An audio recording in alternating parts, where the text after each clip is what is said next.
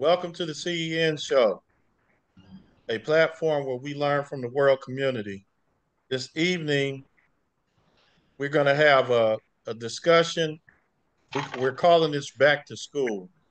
We're going to have a discussion with one of my fellow colleagues and myself, as far as we're going to answer two questions regarding this school year.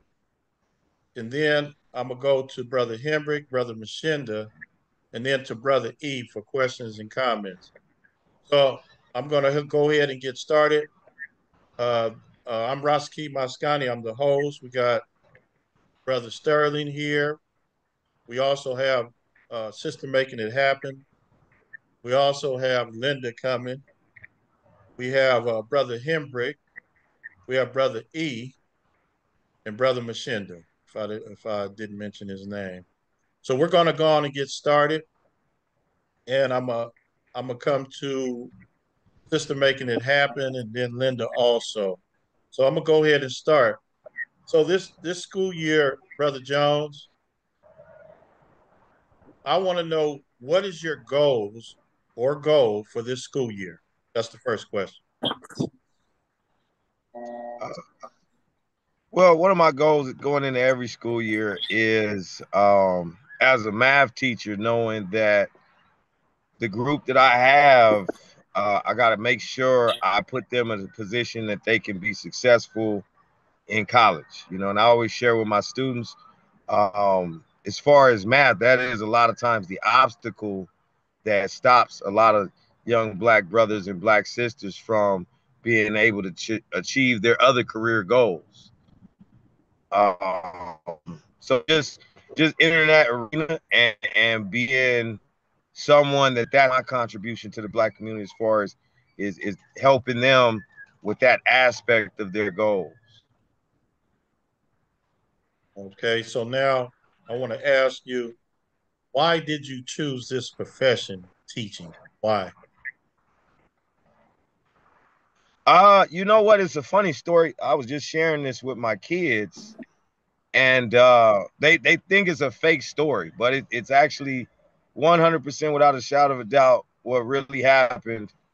Um, I think it was 2013 the Trayvon Martin situation had happened. Me and my oldest two kids, mom, we were living in Bakersfield still together, and we drove down to Leimert Park to join a march, and everything that happened with Trayvon Martin and Zimmerman getting found innocent.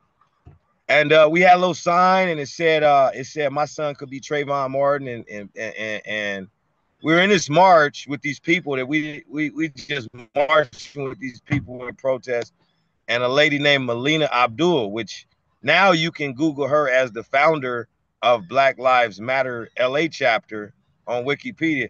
She was talking to us, and we were kind of in the movement, but at that time, I felt like we're marching and nothing's really happening.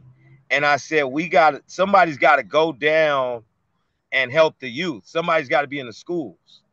And I had decided to be a teacher for that reason, because I felt like A, I could help kids with math, but B, I could also be a mentor to the next generation coming up in a place that they need more young black males involved, mentoring them, young black males giving them life lessons that are closer, right? So when I was young, I had older black males that gave me life lessons. I just felt like it was my turn.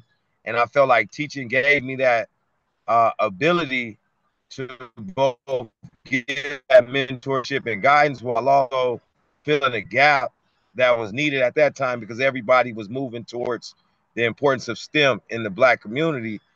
And I just so happened to be somebody that was talented in math and could do a good job explaining it also. So it was those two aspects that I realized, man, this is the route that I wanted to go. Excellent, excellent. All right. Okay, we have brother Brother Thomas is here. He's another teacher, and Brother Thomas. What? Oh, matter of fact, before I get to you, Brother Thomas, uh, Brother Jones, what's up? What level of math do you teach? This year I'm doing all algebra 2. but I've done as low as pre-algebra, as high as AP calculus. Okay. Okay. Yeah, I know that because you had my daughter in your class. All right. All AP right. calculus, one of the best. Okay. Thank you. Thank you for that. Brother Thomas, what is the subject you teach? Um, I teach 10th grade English, and I'll be teaching an AP seminar class. It's like research studies class. Okay. So what are your goals this year for the upcoming school year? What is your goals? My goals is just to develop the relationship enough for students to reach and buy into the standards that I set as it pertains to becoming future professional employers, business owners, conscious, culturally loyal, respectful, contributing towards the advancement and the preservation and the betterment of our people, in Black and Brown in particular.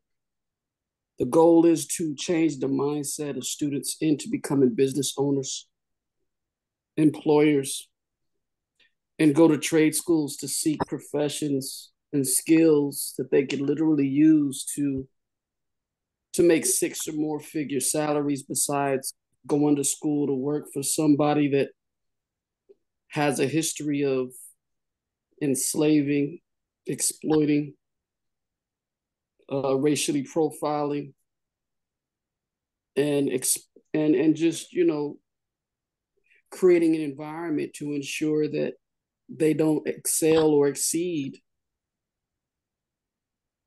the opposing Western paradigm of success, in terms of Caucasian dominance.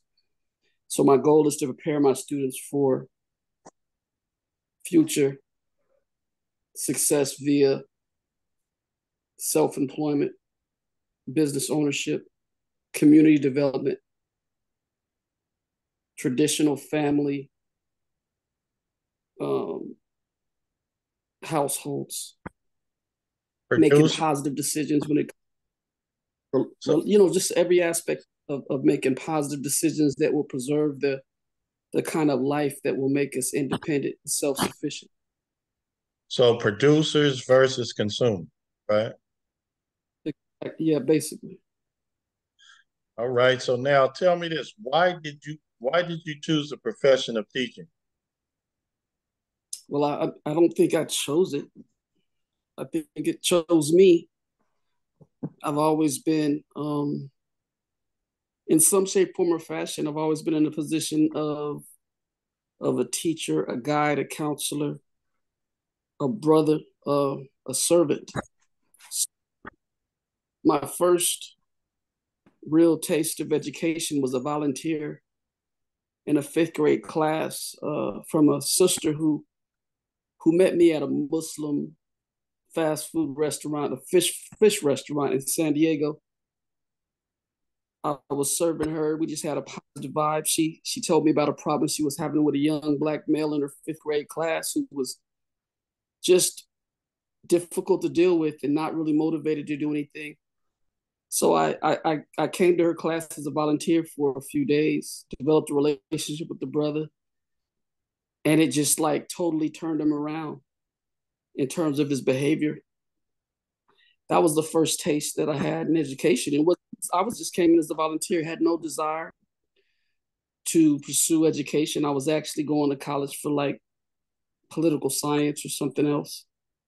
But then I became a community like a black Black Student Union president at Cal State Long Beach, and we had an outreach program where we high school students to campus to show them about college life, and that was another aspect in which I had to kind of interact with public education. And then when I graduated from Cal State Long Beach, I decided to kind of pursue education in a way. I got a job, one of my first teaching jobs at in a Compton Unified School District at Enterprise Middle School. stayed there for a few months. Then I had an opportunity to work at Compton College as an administrator. Worked at Compton College for like 3 years. And then when I had gotten laid off from there, was looking around for a job, worked at a college for a little while as like a recruitment type of position. Then we moved to Texas. I worked for a college out there as a job resource for students who were look like a center expert. And then my former wife at the time, she decided she was like, why don't we get into this teaching thing? And we got into a credential program in Texas where we went to the credential program together. I had enough units in English because I had like a degree in like Black Studies with an emphasis in English. And I pursued an English credentials in Texas. I taught for a year out there, came back down to California and got back to Compton Unified School District, and have been teaching ever since. So it's like I've been guided towards this profession on a divine level. I've always been in an arena of doing something to this effect of teaching, educating, recruiting students towards, gaining knowledge of how to overcome the challenges in life and pursue something greater than the environment that they were born in, similar to my background. And it just kind of guided me towards this goal, this profession that I've been doing for the past 18 years.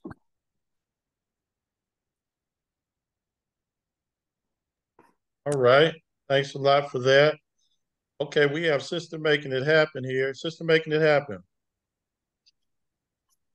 Greetings, family. Hotep, peace and blessings Hotep. all. So you are a middle school counselor right now? Yes, I'm a school counselor in Compton Unified School District. Mm-hmm. Okay. So now, what are your goals for this upcoming school year? Personally speaking, my goals are to really make sure that students are getting access to opportunities to develop career goals where they are not trapped up in the 40-40-40 plan, where they have opportunities to build wealth, to get some money, and then be able to, as I hear, think about business ownership. But it starts with some basic foundational things. You got to have some character development. You got to know how to, deal with people. You got to have some basic skills in reading and math. And so that, we want our students to be scholars, and to take advantage of opportunities.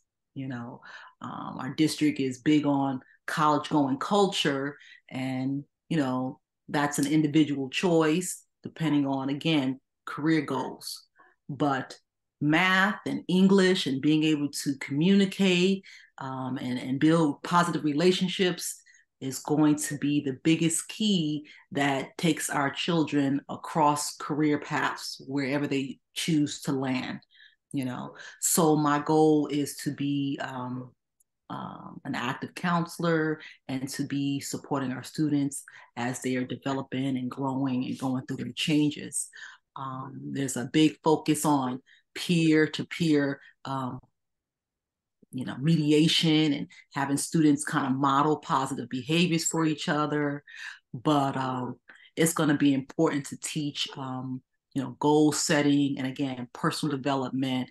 And that character development is really key for me, and building positive relationships. So it's going to be working with my site, working, with my community to make sure that students can come to school, can sit in your classrooms, because they have to sit, be able to control their emotions so they can learn, making sure some of their basic needs are taken care of so they can learn.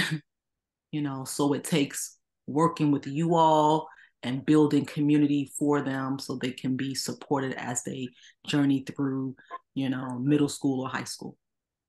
So those are That just some of my goals that I want to be able to do. And I'm, happy to see that there's some teachers here because we have to work together to help the students. okay? Question for you, Sister Making It Happen. I'm still here, sir. I'm listening. Okay, so you had mentioned something about 40 something. What did you, what was that? Working 40 years, working for 40 hours for 40 years to get 40% of your incomes.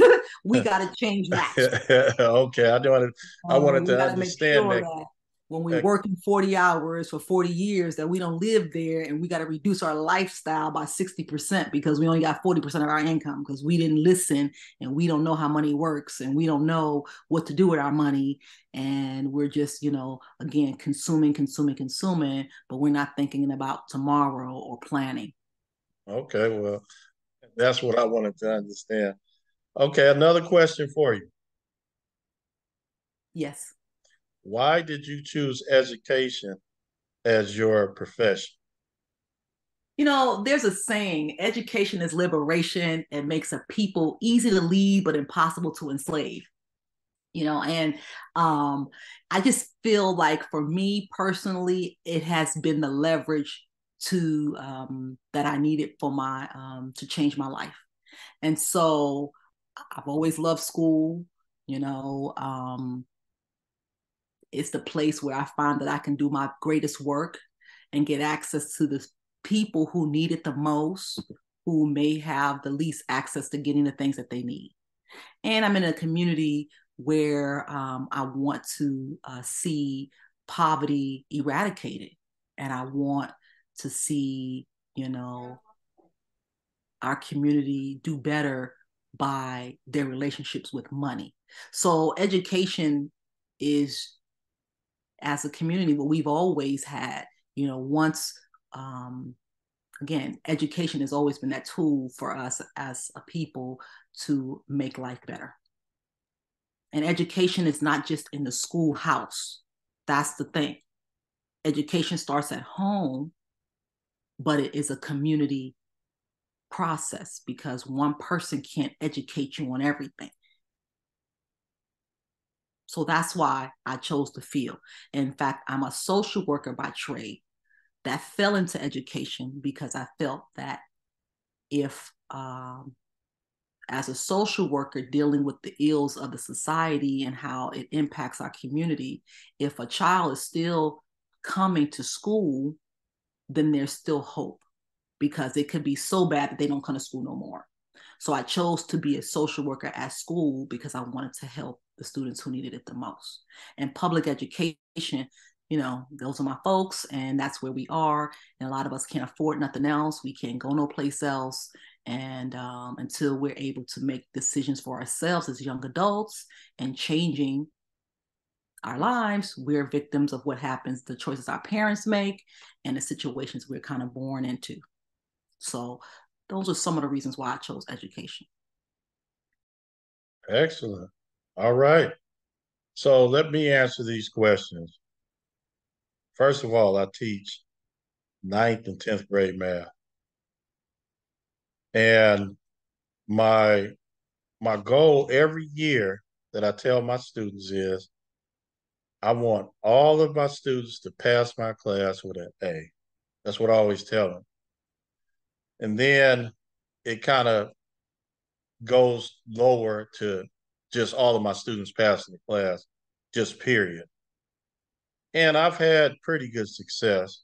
And I'm sticking with that this year too.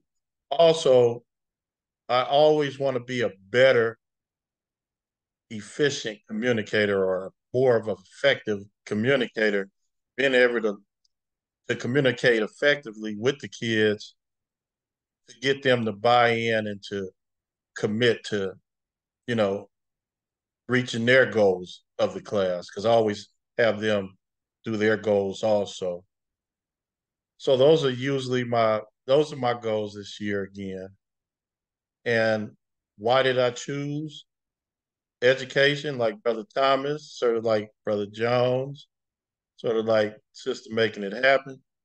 It's just something that I was when I finished playing college basketball, I had uh, I had to finish school or not go to school, and I chose to finish school because I had two children at the time, and I wanted to provide an example for them. And I didn't want to start something and not finish it. So I, in quest for my degree, I was doing educational programs and I was coaching, and all of those were teaching like situations. So I kind of just morphed into it, and I'm glad I did because it's a very rewarding uh, field, and to help people become better than what they are is always good. So that's why I chose that. Now I want to go to Brother Mashinda. Brother Mashinda, Good evening. how you doing, young man? Oh man, I'm surviving, man. Thank you. How you doing? Good. Doing good, man. Good. So listen, Brother Mashinda, you are an educator. You work at a technical college, and why did you choose the field of education? Well, I did. I've been teaching for years. I think like one of the like Brother Thomas, I believe, was reflecting on, in different capacities you are counseling, mentoring, things like that. So I like to think that I go back into early childhood. Well, not so much early childhood. Well, when I was a young man, when I was probably in elementary and going into junior high school, I've always considered myself, you know, someone that's trying to show someone else how to do something, try to improve something, as it relates to anything, that we do in the neighborhood or but as far as academics in school, it was just something that we had to do growing up. And I was blessed in the early part of my upbringing that I had great teachers, that and didn't realize how great they were until, probably when I was grown, I reflect back when I started taking education a lot more seriously for myself, So just matriculating through K through 12 and and that whole educational journey. um I had some teachers that I could name their names, like I remember them, and where they were trying to impress upon me, they made learning fun and things like that. So that's how I think I was able to survive, and also being introduced to various cultural things, which they don't offer. Well, I don't know if they may offer it in certain places, but we had I had a pretty rich, I would say, uh, K through 6, was very valuable for me. And like I say, I realized that when I was grown, the impact that it had on me. So moving ahead, as like I say, got through 12th grade, playing sports in high school and throughout my life, playing sports as a kid. And, that was the outlet, having fun. But then when I got to college, I was going to continue to play sports, probably at a junior college somewhere, and then friends of mine were going to go to a university. So I decided, hey, where you going? I applied to the same school. These were high school buddies, and we went to college together. And so that was our journey there, trying to figure things out. So when I got there, I was 17 years old and getting ready to turn 18. And my mom took me to the university, 33,000 students, probably 900 blacks, rest of them white, more, a few Asians, I guess, a few Mexicans, but it was a very, we're talking about in San Diego. So got down there. And so my first experience in college, was not so good. They didn't allow my mother to go in there with me. Not that I wasn't a big boy to handle my own, but she was a support system to go inside so I could figure out what I'm gonna do. It was like a big old room, and I had to figure out my major, because I didn't really know what I was going to major in. I had some ideas, and so I didn't know anything about the college process. She didn't, she was just there with me. And so I was lost in that moment. And so finally, I hooked up with some people, got my classes, and created my major and all that kind of stuff. People were very helpful. They made suggestions about, hey, take some English remediation classes and writing, writing development, reading development. I'm like, do I need to take those? Do I have to take those? They said, no, you didn't have to. You got in on your own merit. As far as your test score don't require that. Not that my test score was really through the roof, but it was good enough to where I didn't have to take any remediation classes, but they recommended it. And they explained to me that, hey, this is going to enrich your experience, that type of thing. So they convinced me. I took them. It was the best thing I ever did. As far as learning how to write after college, giving me an understanding about college reading and writing on that level, is because I could read and write. I was on the school newspaper in junior high school, and I had I had journalism and all that, so I was writing papers and things, but this was they taught me on another level at the remediation level. So what I'm saying is my early college experience was so valuable, and it allowed me to take my game to another level, but I wasn't the best student because my study habits wasn't developed, but that was another thing, my study habits. So anyway, going through that struggle of, so I finally made it through and all that kind of stuff. And so I took a student worker job working in one of the juvenile penal colonies, and I was a student worker, and I became, I was doing the same work. So I said, I might as well take the test and make more money. And so that became a full-time job, and school was on the back burner. So anyway, working in that penal colony, I call it, I was able, although I experienced coming up firsthand, what happens in the neighborhoods and what goes on with our people. And, but being on the inside, checking it out, it gave me a valuable experience about, just, what families are dealing with people incarceration and kids going through these problems. So that experience took me to meeting families, and, I was able to move up in professional positions and able to become a mentor and a guide for young men that were young brothers that was in trouble, and sisters, and whites too, whoever. But, I took a liking to our own, and I spent a lot of time with that. And so I've met a lot of principals and district counselors and educational people during that time. And so I was, so as a professional, I was engaging with the school system, dealing with this problem, this problem child or whatever, dealing with his issues. So later on, I left that after several years. I decided to leave. I had some success with a lot of kids, a lot of 17, 18, 16-year-olds, 15, whatever. And so when I left that, and when I moved to Louisiana, I needed a job. So I had those transferable skills. I became a counselor at a juvenile program. It had a day school.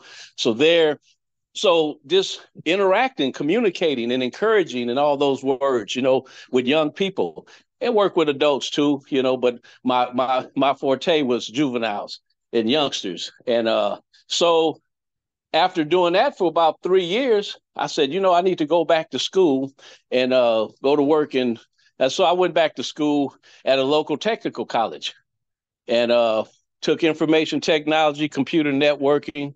I already had a college degree, but went back to school, needed to, it's the 21st century. I wanted to up my game. And therefore, that whole experience there, I met other students and things like that. So that whole experience grew.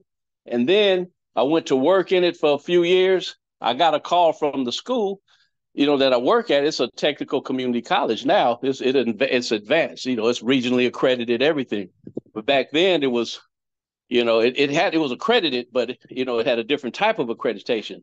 So what I'm saying is, they called me and said, hey, but the guy that was my instructor, white dude, redneck kind of dude, he'll tell you he's a redneck. I ain't talking about him. I still talk to him. He called me up and said, hey man, they got a job opening. And I came out and I applied. I became a teacher. And so for 14 years, I was in, information technology, talking to students like Sister Making It Happen, talking about financial literacy.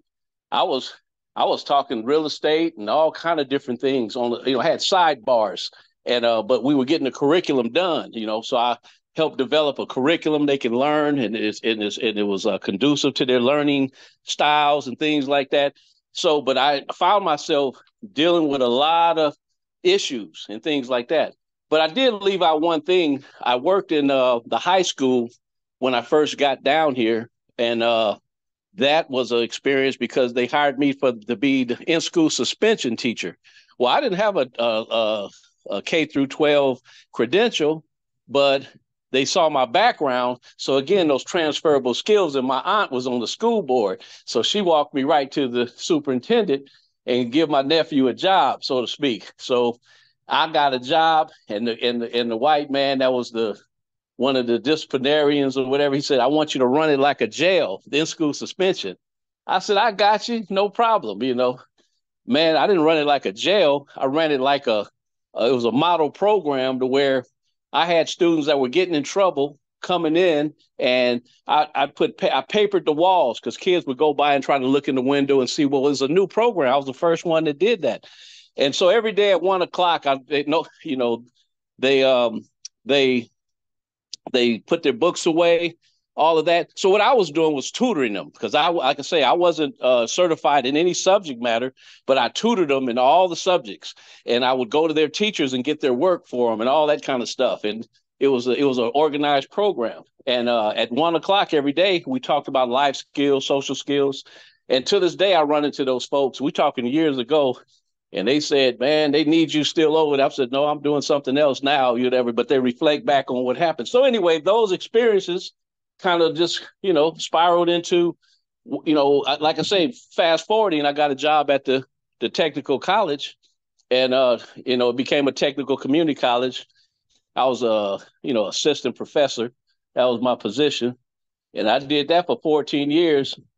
You know what goes on in the classroom. So we did that, but then I went into student services. I've been in there for like the going on last 7 years now. And I took that position because it allows me to work with all the students. And my goal is to get students in that are coming out of these local high schools that are rough around the edges, that are lacking math skills, reading skills, English skills. Oh, I want to be a licensed, I want to be out there they call it LVN, out here they call it LPN, same thing, licensed nurse on a, professional level, but they need reading skills. They need math skills and all that. They have to test. And so they're not doing well on the math test, and they only got 3 shots at it.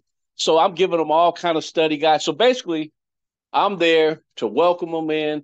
I'm not going to make them feel like I did when I went to school, feel lost and all that. And so from the time they register to the time they graduate, and in between, I'm motivating them. I'm always in the hallways, kind of like talking to them, how school going, giving them pointers about studying and things like that. So that's why I'm still in it. And, because it gives me fuel every day. I never wake up dreading to go to work. And I've been doing it a long time. But whenever that fire kind of goes out a little bit, maybe I'll kind of walk away from it. But in the meantime, it's a lot of work to do. So I didn't mean to, travel down the timeline so much, but that's what got me to where I'm at. And I enjoy every minute of it. So you got any questions? Oh, I'm gonna come back for that. I'll come back to it. All right, thanks. All right, Brother Hembry, are you there? Yeah, Brother Hembry. Evening, everyone. So, Brother Hembry, why did you're a former administrator and teacher and coach? Why did you choose the profession? Well,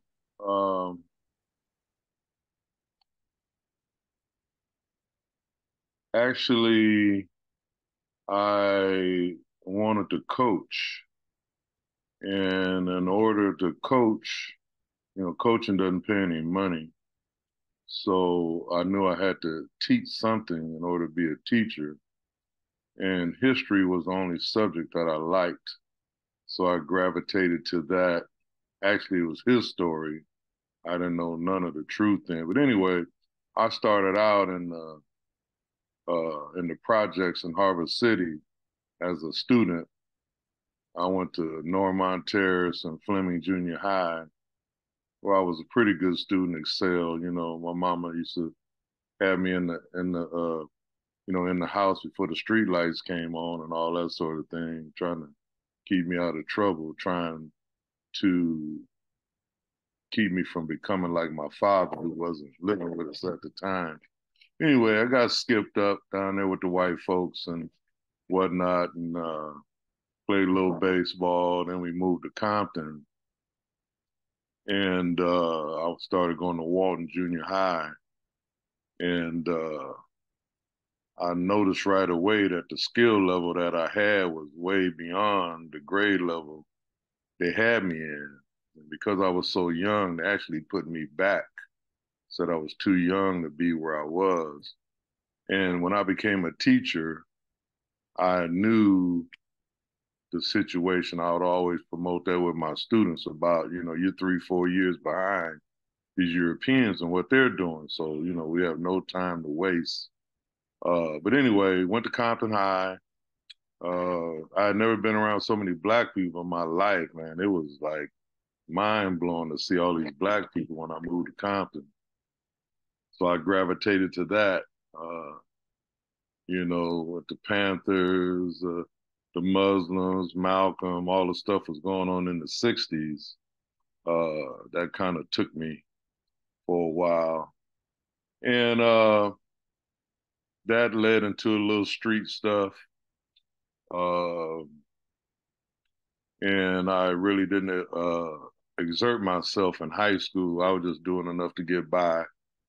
And so anyway, when it came into my senior year, a lot of my athletic friends were getting scholarships here and there and all of that. And I was like, man, these cats is going to college and boo boo. And I know I was better than a whole lot of them athletically. And so I went to junior college. I went to Southwest College. And it was the first football team they ever had. So did pretty good there. Got a scholarship to UCLA.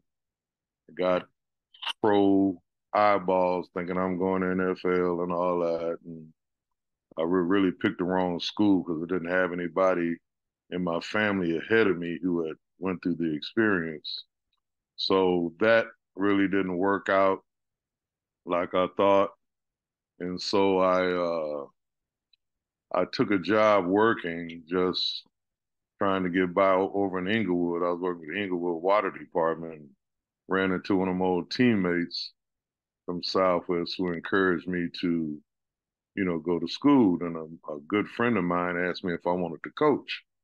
So I quit that job and started coaching at Southwest.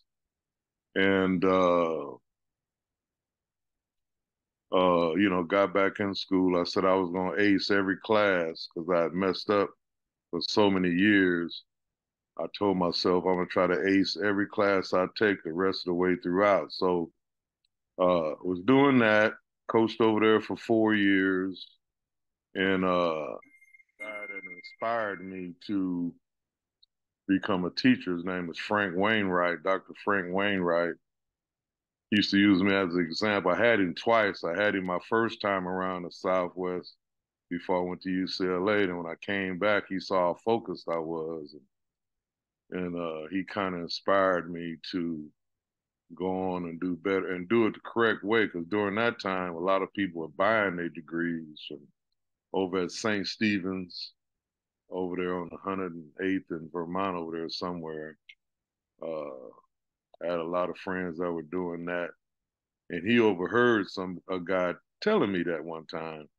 And so he pulled me to the side. He's like, Joe, them people doing all that. He said, you ain't going to be able to fool your students.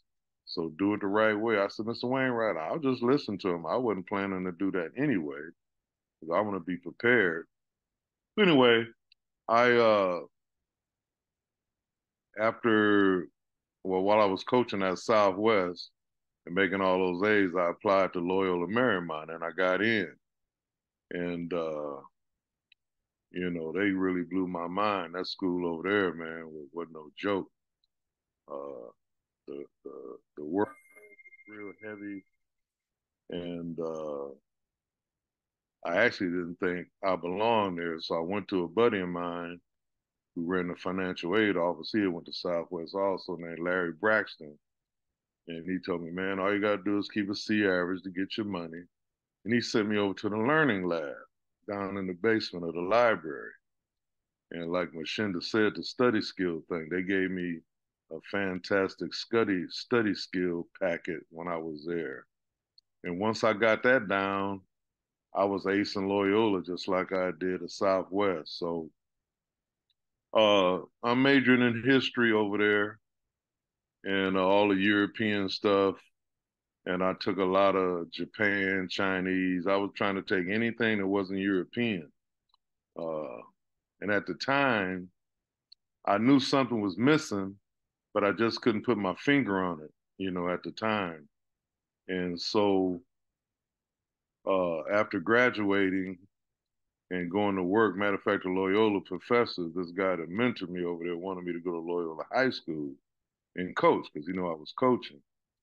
And I like, nah, I'm going back to Compton, man. I'm not from there. I want to go back and give back to where I came from. So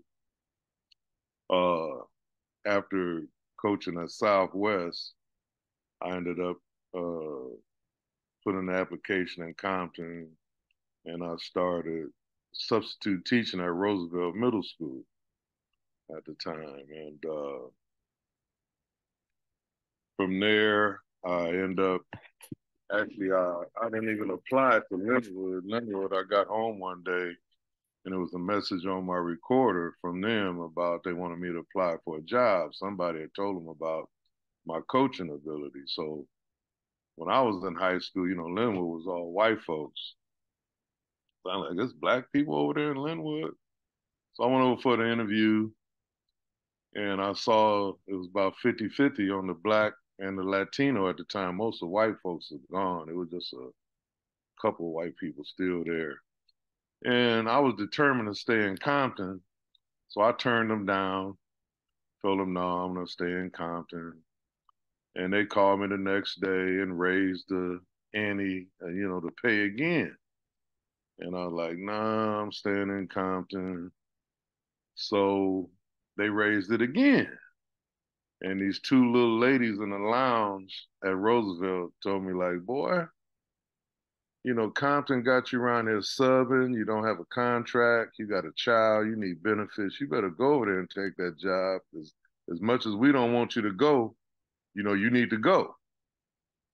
So I went over there and started coaching. I stayed there for 11 years. Had a lot of lasting relationships. I still hang out with some of my students I had. Over there, I had two groups of kids all the way from ninth grade to 12th grade. I see them all the time. And so when they made me the head coach at Linwood, I was the first black head coach in the history of the school.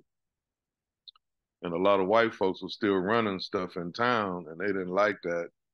So they gave me all kind of problems until they finally ran me out of there. They fired me from the job, but I was still teaching there. And so that's when I kind of got woke up to the truth. A friend of mine had took me to hear Dr. Ben at Long Beach Poly.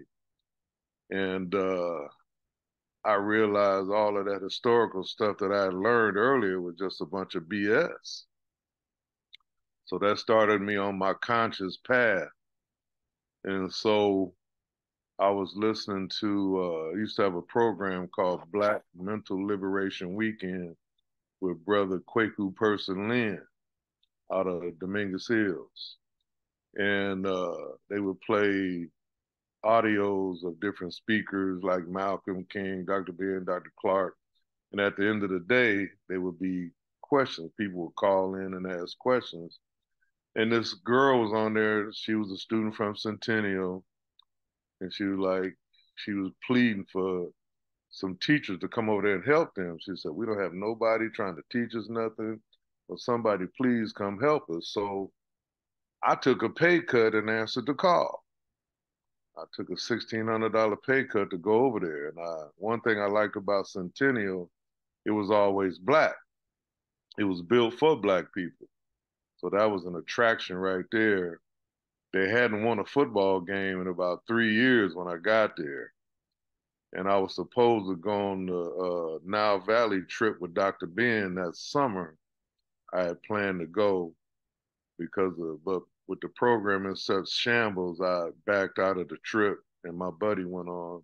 He brought me back all the pictures and stuff that I turned into slides and shared in my classes and whatnot. So uh, I really enjoyed my experience at Centennial. Those kids were in dire need, crack and gangbanging had just devastated that community. So kids, they were having a rough go compared to the kids in Linwood. You know, the Linwood kids were coming from families and whatnot that had backing and all of that.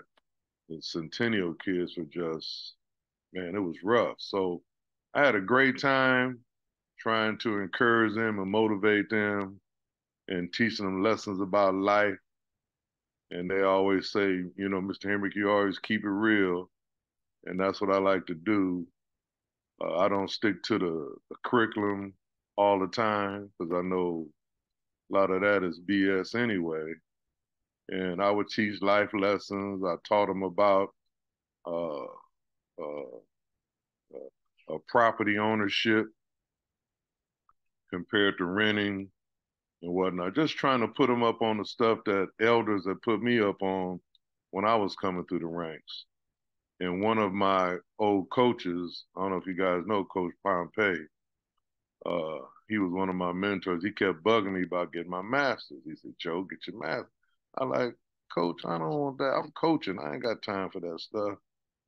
So I finally listened to him and went on and did it. And I breezed through that program because the training I got at Loyola, the stuff at Dominguez Hills was a cakewalk. So I finished that, and Compton was supposed to give me a job as an administrator, but they pimped me again. First, I was the dean, teacher on special assignment, all that old kind of stuff, and never really got hooked up with a job like they were supposed to do. So they finally did give me a position at Compton High, my old high school. I ended up there for a couple of years, and the situation was so corrupt, I couldn't believe what was going on. So I tried to straighten that out, and you know, the powers that be that make the decisions, they kind of canned me from that too. And so I went back to Centennial as a PE teacher. They put me in PE. So I just excelled at that. You know, my students were outstanding. I made them be that way. I made them focus, talking about you only got one body, you better keep it in shape because you don't get another one. And then I finally got into history over there. History is a hard subject to get into. A lot of those teachers get in those social studies positions, history, they stay forever, you know, so it's rarely that the schools have an opening. But anyway, they finally put me over there, and actually the principal thought she was dogging me, moving me from PE to put me in history. I like, you really put me where I belong. And I had read all the works by the elders at that time, so I was running it down to my kids. I mean, they would run the class, wanting to suck up all the information that I could give them. Uh, and that was a great experience. And after a couple of years of that, the district called me, asked me if I wanted to get back in administration. I told them, hell no, and hung up the phone.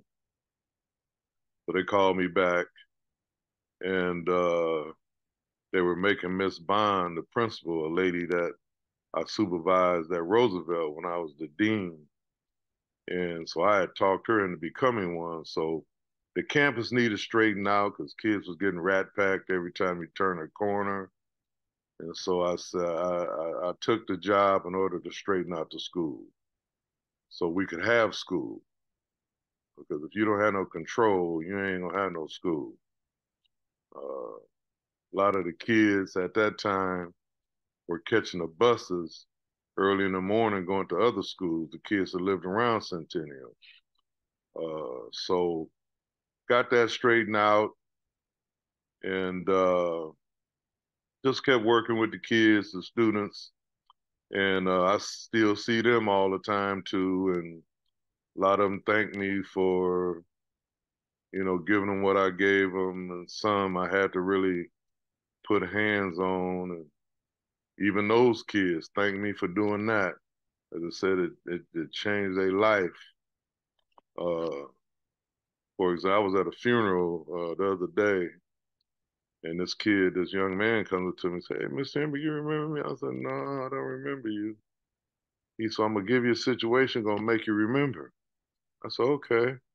He said, "When you was teaching PE, I was jumping on one of your girls in your class, and had her on the ground beating her, and you came and tackled me, a football tackled and rolled me over and snatched me up." I said, "Yeah, I remember that." He said, "Ms. Henrik, I'm glad you did that. Since then, I changed my life. It made me see things in another light and all of that." So, but anyway, bottom line, and I don't like to call it education. I call it job training because the stuff they teaching ain't education is something you got to do for yourself. So anyway, it's a lot of years. I did it for 39 years. Uh, Developed a lot of relationships. Almost every place I go, I see one of them somewhere. I had a lot of famous ones down through the years that did well. Uh, Suge was one of mine, Kendrick Lamar, Leslie Jones, and others.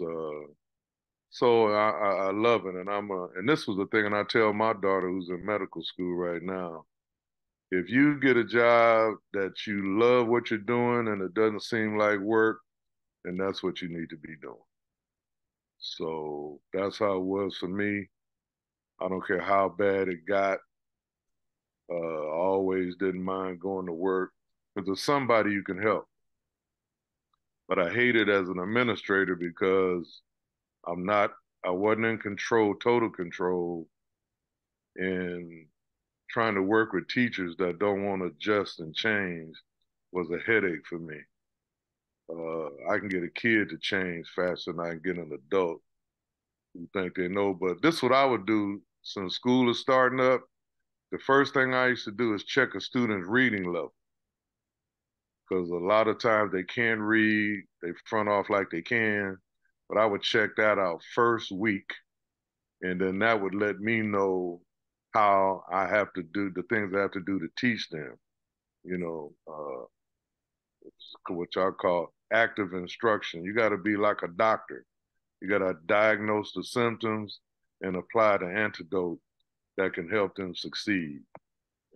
I'll end it with that. Thank you. All right. I want to thank everybody for participating in this back to school. So now, Brother E. Yes, sir. You have any questions for the panel or do you have any comments? Yes, I have a question. Okay, with your curriculum, is it required by the state or the district you're in that you go through a certain protocol, teach a certain curriculum? And if so, are you able to change it to your own personalized one for anybody on the panel? Uh, Anybody want to tackle that question? I could talk about it a little bit. I'll address it. Go Since ahead. Brother B was one of I didn't have him in my class, but he was at the school I taught at back in the day. But anyway, yeah, there is a state curriculum. Um, it's usually written, written by the folks which I call the hidden hand, uh, uh, basically Hebrews, Jews, if you will, who run most things. And I used to tell my students about curriculum. For example, you know about the Holocaust, the Jewish Holocaust. But the Native Americans, you Latinos, calling yourself Latinos, really Native American, you don't know nothing about your Holocaust. And the African students don't know nothing about their Holocaust. And you lost many more people than they did, but you don't know about it because they write the curriculum. That's one example. But anyway, what I would do, matter of fact, a buddy of mine came to observe my class one time, and the stuff I was teaching, he's like, "Man, they're gonna fire you, man. You better teach what these folks tell you to teach." So he brought me an assembly bill, and this assembly bill for education, I forget what it is, but I used to have it on my wall, and it says that you are permitted to teach the heroines, the heroes of the students that you're teaching. So I had Latino and Black students, so I could teach to that. And I kept that on my wall in case they jam me. But most administrators were lousy teachers anyway, and they don't want to question you anyway because they weren't good teachers themselves. A lot of them got it because of uncles, aunts, parents, all that sort of thing. But anyway, yeah, there is a state curriculum. They want you to follow it, and that's what the tests are geared towards students passing. I hope I answered your question. Oh yeah, I was right on point. Okay, so now let me tell you what I normally do. I teach as much as I can of the curriculum, with the time I'm allotted. Uh, throughout the years, they've been condensing the curriculum and choosing what they think is the most important content we should teach and geared towards these exams that state exams that give like the CAFS exam. So they've been condensing the curriculum, and I've been able to teach majority of the curriculum that's provided, or a good portion of it. So being in math, I'm able to follow it verbatim, but I'm not able to always uh, teach the whole curriculum. Anybody else want to talk about that, Brother Jones, Brother Tommy? Yeah, I was gonna say, to double down on what you just said in math. Um, I mean, we're able to teach, to the curriculum, but also there was a young brother that talked earlier that said the importance of that first week knowing if they know how to read. And for me, if I find a student, especially a black male, that by the time he gets to me, that's still a struggle. At that point, I'm not worried about the curriculum. I'm not worried about college. I'm worried about giving this young man what he needs and teaching him how to read. So teaching him how to count his money. So in those instances, in those extremes, for me, if that is the student I run into, then now I don't care about polynomials and logarithms. I'm going, hey, I got to help save this young brother's life, because if I send him to the real world and he can't read and write and he can't count his money, he's destined for a life in prison. So in those extremes, I think depending on where you teach at and your admin team, if they trust you and believe in you, they'll give you the freedom to make those decisions when and where appropriate. Okay, Brother Tommy, you want to address that? Can you state the question again, big brother? Brother E, you want to Yeah, so I was saying, are you able to ad lib on your curriculum in your teaching position? Okay, as an English teacher, you do have I do have a little bit more freedom to expand on the curriculum, and also just like brother, I think it's brother was it Brother Henrik or Brother Mashinda that dedicated some time to kind of sidebar the curriculum on occasion to focus on some much needed life skills that are definitely more important than the prescribed curriculum. However, like I said, as an English teacher, I have a lot more leeway to be able to use the curriculum and extract certain elements within the curriculum that tend to be more culturally relevant.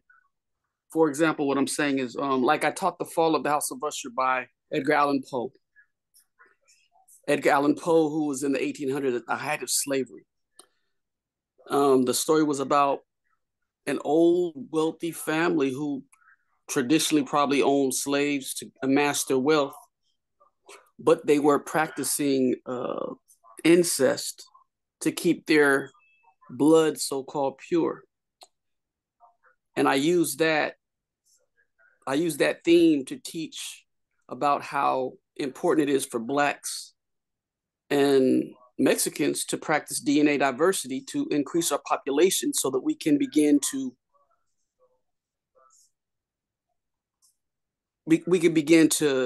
gain back control of America and the world over by overpopulating Caucasian people into non-existence. So I kind of just use that to teach that Caucasians had a birth dearth because they had a reproductive issue.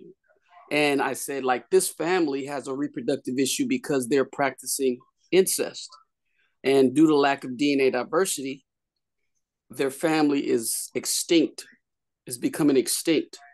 And I was able to use that to teach the importance of focus on making good, positive relationship decisions with somebody. Also teaching the science of reproduction and population growth, like having 3 or more children to increase the population growth of your group, that two children will maintain a level population without growth because you have 2 children, each will be able to replace the parent when they die. If you have only 1 child, that decreases population because you'll have 1 child to replace one of the parents when they die, and the other parent does not have any children to replace them. So 3 or more children will replace the parents when they die and have 1 more extra to increase the population growth. So I use it as a scientific aspect to teach them a culturally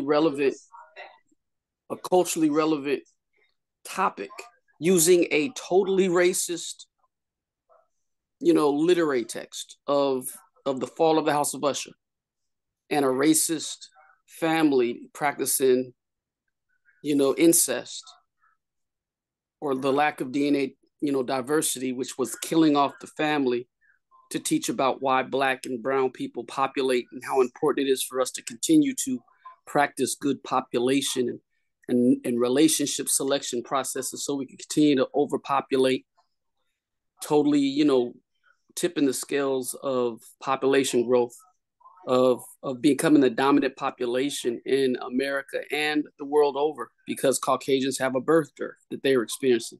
So that's my point is I do teach by the curriculum, but I choose stories that I can make it culturally relevant.